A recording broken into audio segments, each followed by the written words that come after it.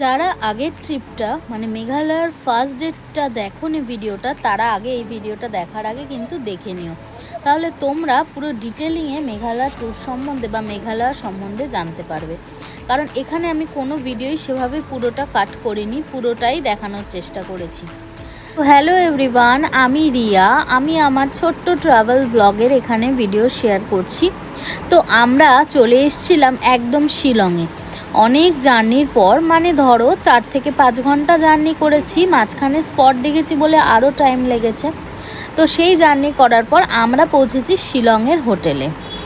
ব্যাগপত্র সমস্ত গাড়ি থেকে নামিয়ে এরপরে আমরা হোটেলে এন্ট্রি করব। হোটেলটাও আমাদের দেখতে হবে কীরকম। তো আমি তো জানতাম না, হোটেল বুক করেছিল ভাই, তো সেই জন্য আমি দেখিনি। তো এইবার হোটেলের দেখো ফার্স্ট দুটো কামরার মুখ একই দিকে, দু সাইডে দুটো দেখতেই পাচ্ছ।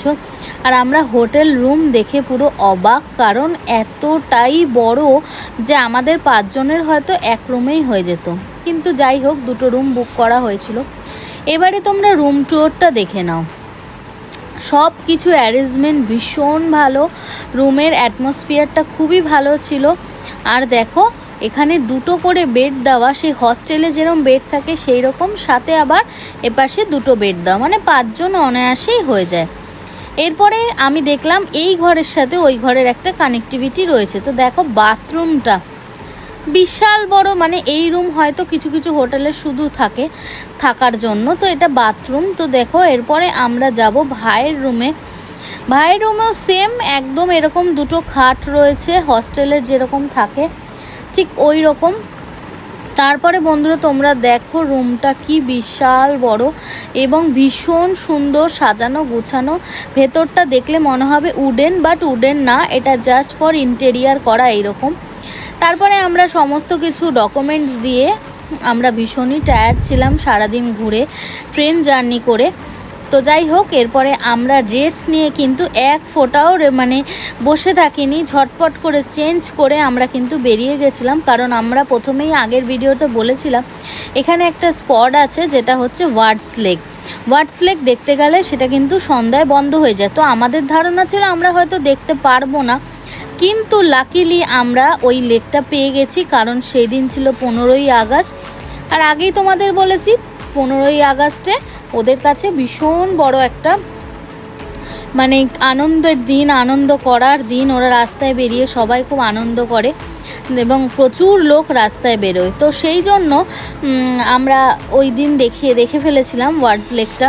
তো তোমাদের সাথে ভিডিওটা শেয়ার করছি, তোমরা কিন্তু সবাই দেখতে থাকো। আর শিলং ঘোরার জন্য তোমরা যারা ভাবছো আগামী দিনে ঘুরবে, তারা কিন্তু অবশ্যই আমার ব্লগটা দেখে নিও, তাহলে তোমাদেরও ইজি হবে। তো এই সুন্দর আমাদের রুমটা পড়েছিল, আমার তো খুবই পছন্দ, আমার কেন আমাদের ফ্যামিলি সবারই খুব পছন্দ।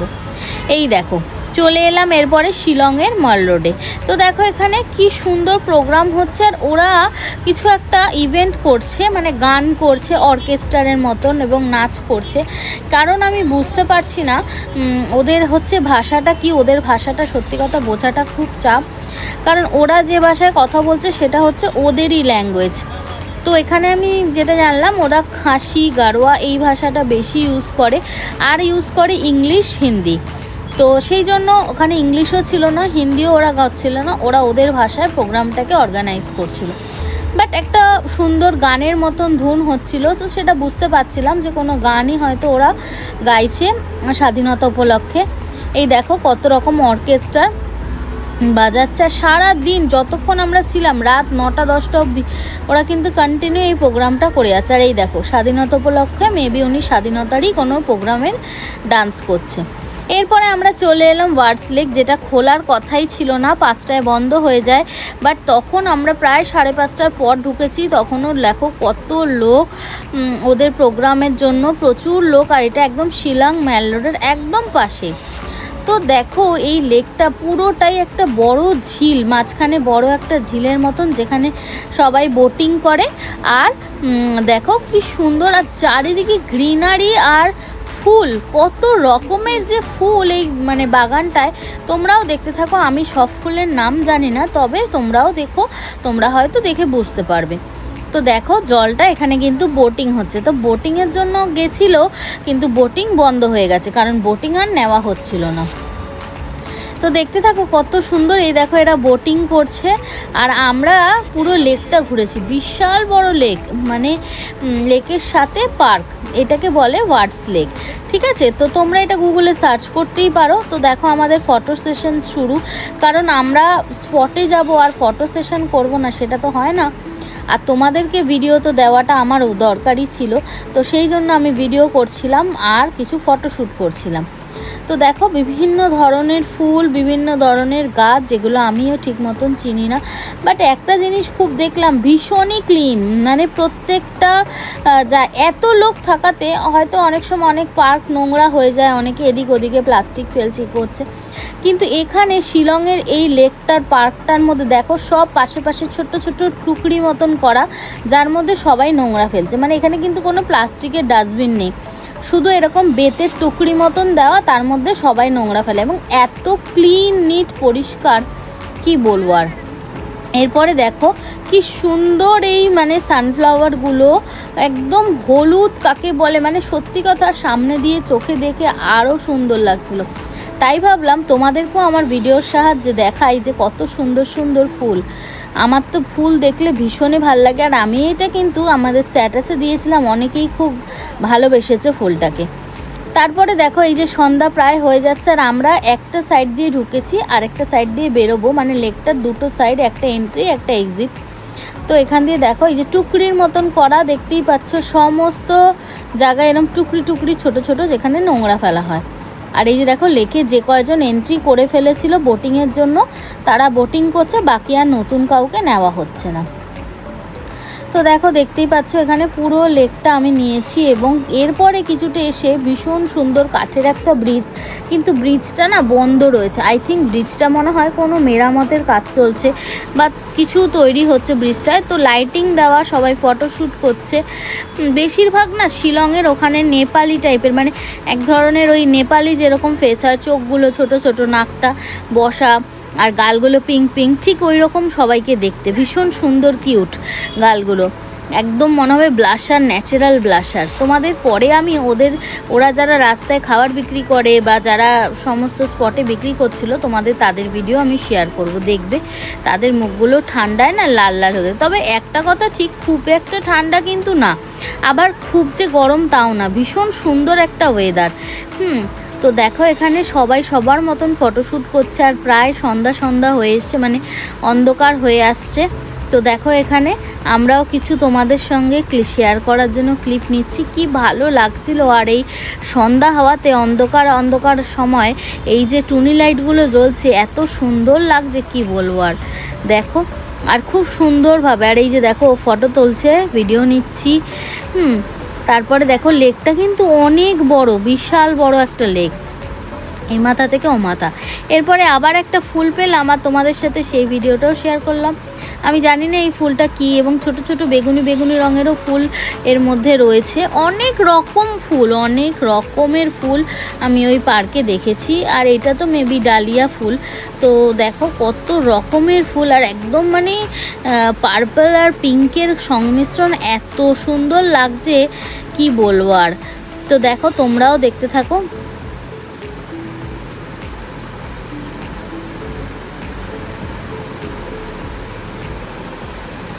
তারপরে আমরা ওয়াটস লেক ঘোরার পর বেরিয়ে গেলাম, সন্ধ্যাও হয়ে গেল। এটা হচ্ছে পুলিশ বাজার, যেটা শিলংয়ের খুব ফেমাস পুলিশ বাজার। কিন্তু জানো তো 15ই আগস্ট থাকার জন্য আমরা কিন্তু এই পুলিশ বাজারে কিছুই দেখিনি, প্রচুর ভিড়। তবে সব মার্কেট দোকান সবই বন্ধ, শুধু ওরা সেলিব্রেট করছে। হ্যাঁ, ফুডের দোকানগুলো খোলা, যেখানে খাবার পাওয়া যাচ্ছে। আর মানে মার্কেট হিসাবে যে কেনাকাটার মার্কেটটা, সেটা কিন্তু দেখিনি আমি। মানে আমার দেখে মনে হলো আমাদের এখানে 31-এ পার্ক স্ট্রিটটা যেরকম থাকে, মানে সবাই হাঁটছে ঘুরছে, ঠিক ওই রকম প্রোগ্রাম হচ্ছে, মানে আলাদা কিছু লাগলো না। মানে পুলিশ বাজারে যে মার্কেটটা যেটা শুনেছিলাম আমি, সেটা কিন্তু আমাদের বন্ধই ছিল।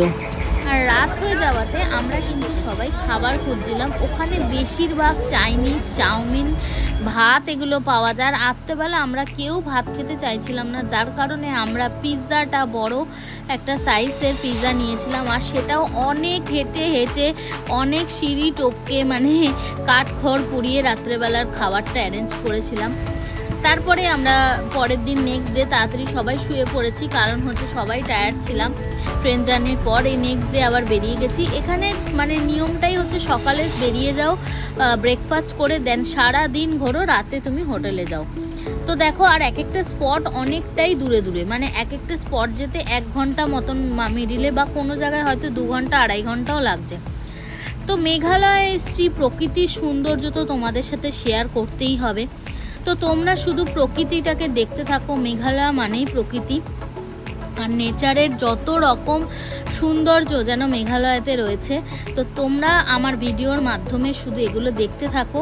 আমি পুরোটাই ক্যাপচার করেছি, কিচ্ছু কাট করিনি তোমাদেরকে দেখানোর জন্য। আর রাস্তা এত সুন্দর, রাস্তা কোনো জায়গায় কোনো মানে উঁচু নিচু খাড্ডা কোনো জায়গা, রাস্তা বাটারের মতন, মানে একদম স্মুথ এবং খুবই সুন্দর হাই, মানে একদম রুটের রাস্তাগুলো ভীষণ ভালো লাগছিল। আর ওয়েদারটা দেখো, কখনো মেঘলা হয়ে যাচ্ছে, মেঘালয় মানেই জানো কখনো মেঘলা হয়ে যাচ্ছে কখনো রোদ, তোমরা দেখতেই পারবে ভিডিওর মধ্যে। তবে একটা কথা কি, মেঘালয়ে যে বৃষ্টি, এই যে মেঘালয়ের সাথে যে ট্যাগলাইনটা থাকে বৃষ্টি, আমরা কিন্তু বৃষ্টির মানে যাকে বলে তাকে আমরা কোথাও পাইনি। 2 দিন দেখেছিলাম, তাও আমরা সেটার হোটেলে রাতে ছিলাম। তো বৃষ্টির বটা আমাদের কিন্তু মেঘালয়ের সাথে ছিল না। হয়তো কেউ এক্সপিরিয়েন্স আছে, তারা হয়তো মেঘালয় গিয়ে সারা মানে ট্রিপটাই বৃষ্টিতে কাটিয়েছো। আমরা তো সব কিছু নিয়ে গেছিলাম, রেনকোট, কারণ সবাই বলেছিল মেঘালয় যাচ্ছ মানে প্রচুর বৃষ্টি হবে, তাই জন্য আমরা সবাই রেনকোট নিয়ে গেছিলাম। কিন্তু আলটিমেটলি মানে কি বলবো, আকাশ দেখে বুঝতে পারছো তোমরা, বৃষ্টির ছিল না। আর এখানে দেখো, এই যে মেঘালয় আগে যে মানে মেঘলা ব্যাপারটা ছিল, এখন দেখো আবার রোদ উঠে গেছে। মানে কি বলবো, মেঘালয় গিয়ে আমি পুরো কালো হয়ে এসেছি, এত রোদে পুড়েছি। তো দেখো তোমরা রাস্তাগুলো, এবং চারিদিকে পাহাড়। আর হ্যাঁ, পাহাড় মানে একদম যে পুরো উঁচু খাড়া পাহাড় তা না, এখানের পাহাড়টা হচ্ছে পুরো ফ্ল্যাট।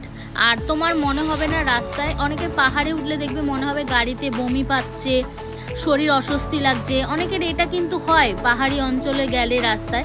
কিন্তু এই রাস্তাগুলো কোনো রকম তোমাদের প্রবলেম হবে না।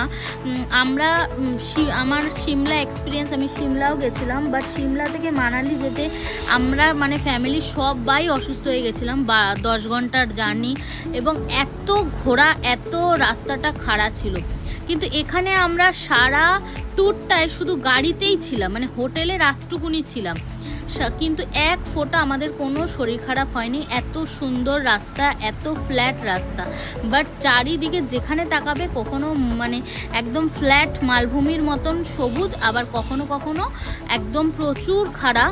তো এইরকম রাস্তাগুলো ভীষণই সুন্দর। আর চারিদিকে, যেহেতু আমাদের ড্রাইভার যিনি, উনি তো শুধু ট্যুরই করায়, তো উনি 15 দিন আগে এসেছিলো, তখন যে ট্যুরিস্ট ওনার সাথে ছিল তারা বৃষ্টিতে স্পটই দেখতে পারেনি। কারণ দেখো, এগুলো তো সব খাড়া সিঁড়ি দিয়ে নামতে হচ্ছে ওয়াটারফলসে।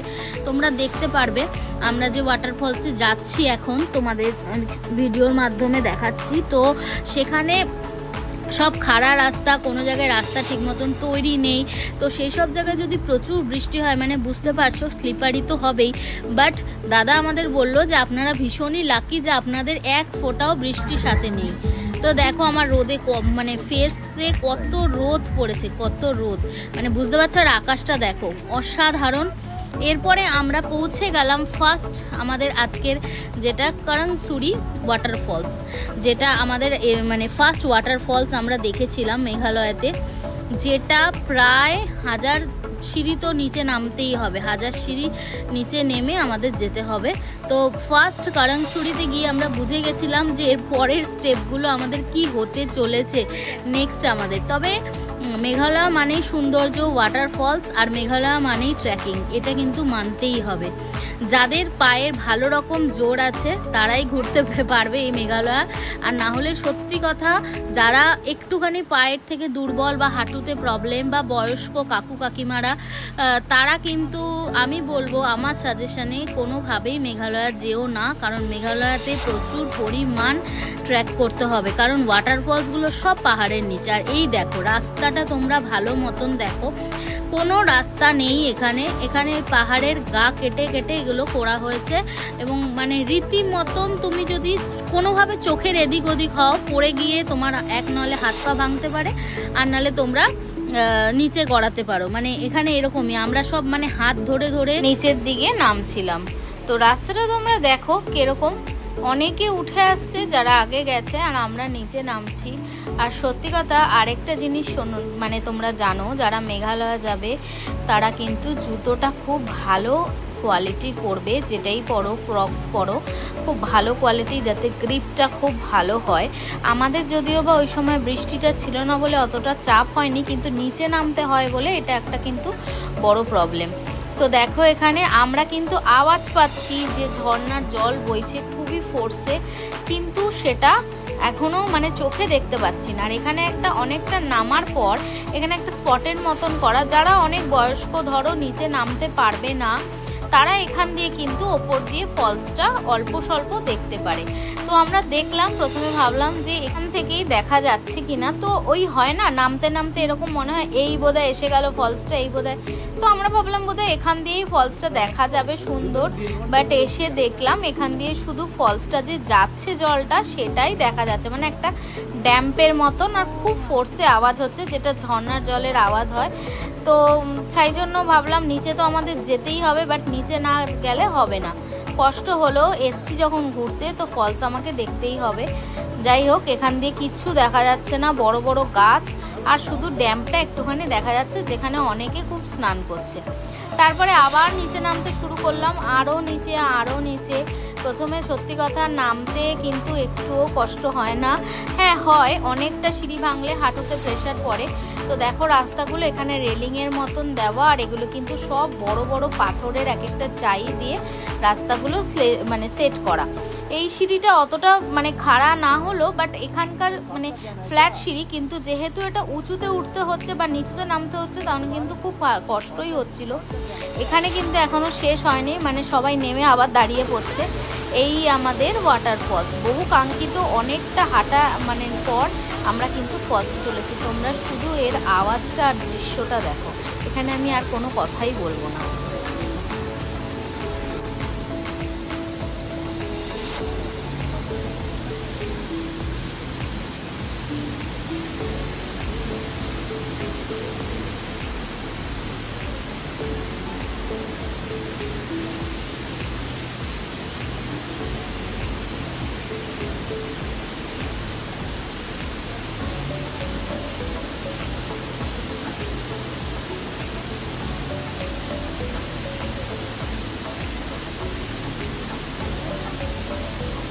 আওয়াজটা শুনতেই পেলে, ফোর্সটাও বুঝতে পেলে। এরপরে আমাদেরকে দেখো, এটা হচ্ছে যখন আমরা সিঁড়িগুলো পার হয়ে এলাম। এবার সবার কথাগুলো শোনো আর আমার অবস্থাটা তোমরা দেখো। पहला माइलस्टोन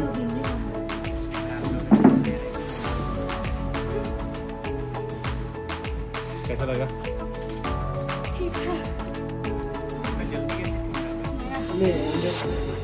वो देखो लाल टमाटर बड़े मजेदार।